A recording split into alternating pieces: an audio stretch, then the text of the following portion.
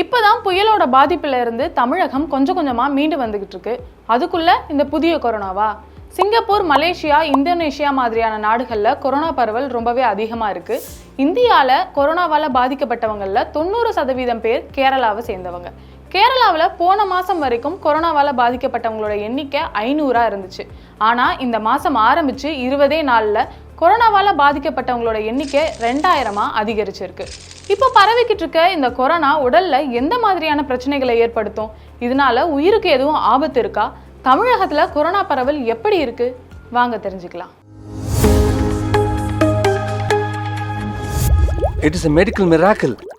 கேரளாவை தொடர்ந்து கர்நாடகாவில் 79 கோவிட் கேசஸும், அது தொடர்ந்து தமிழகத்தில் 77 கோவிட் கேசஸும் பதிவாகியிருக்கு. இறப்பு விகிதம்னு எடுத்துக்கிட்டோன்னா இது வரைக்கும் இந்தியாவிலேயே கேரளாவில் மட்டும்தான் 3 பேர் கொரோனா தொற்றுனால இறந்துருக்காங்க. வேற எங்கேயும் இறப்பு விகிதம் பதிவு செய்யப்படலை. தமிழகத்தை எடுத்துக்கிட்டோம் அப்படின்னா ஏப்ரல் மாதம் வரைக்கும் ஒமைக்ரான் வகையான கொரோனா தொற்று ரொம்பவே அதிகமாக இருந்துச்சு. இதனால உயிரிழப்புகள் எதுவும் ஏற்படலைனாலும் சளி, இரும்பல் மாதிரியான பாதிப்புகள் மட்டும்தான் ஏற்பட்டு இருந்துச்சு. இப்போ பரவிக்கிட்டு இருக்கக்கூடிய JN1 வகையான கொரோனாவும் இது மாதிரி தான். உங்களுக்கு சளி, இரும்பல் மாதிரியான பாதிப்புகள் ஏற்படுமே ஒழிய உயிரிழப்புகள் அப்படின்னு எதுவும் ஏற்படாதுன்னு சுகாதாரத்துறை சொல்லியிருக்காங்க. அதுக்காக ரொம்ப அலட்சியமாக இல்லாமல் எல்லோரும் வெளியே போகும்போது கண்டிப்பாக மாஸ்க் போட்டுட்டு போங்கன்னு வலியுறுத்தியிருக்காங்க. அதுலேயும் முக்கியமாக கர்ப்பிணி பெண்கள் வெளியே போகிறப்போ மாஸ்க் போடாமல் போகாதீங்கன்னு சொல்லியிருக்காங்க. மேலும் இந்த கொரோனா பரவலை கண்டறியறதுக்காக எல்லா ஸ்டேட்லேயும் RT-PCR டெஸ்ட்டை அதிகப்படுத்த சொல்லி சுகாதாரத்துறை சொல்லியிருக்காங்க. அரசாங்கம் ஒரு பக்கம் கோவிட் பரவலை தடுக்கிறதுக்காக முன்னெச்சரிக்கை நடவடிக்கை எல்லாம் எடுத்துட்டு தான் இருக்காங்க. நம்ம இந்த பக்கம் பொதுமக்களா ரொம்ப கவனமாகவும் எச்சரிக்கையோடும் இருக்கணும். வெளியில பொது இடங்களுக்கு, ரொம்ப முக்கியமா கூட்டமான இடங்களுக்கு செல்றப்போ மாஸ்க் போட்டுட்டு போங்க.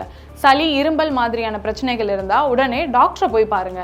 3 நாட்களுக்கு மேல இந்த பிரச்சனை நீடிச்சிச்சு அப்படின்னா RT-PCR டெஸ்ட் எடுங்க. இந்த சமயத்துல உங்களுக்கு ஒரு கேள்வி எழலாம். ஒரு பக்கம் இந்த கோவிட் வேக்சின் போட்டதுனால நிறைய யங்ஸ்டர்ஸ்க்கு ஹார்ட் அட்டாக் வருது, நாங்கள் இப்போ என்ன பண்ணுறது அப்படின்னு.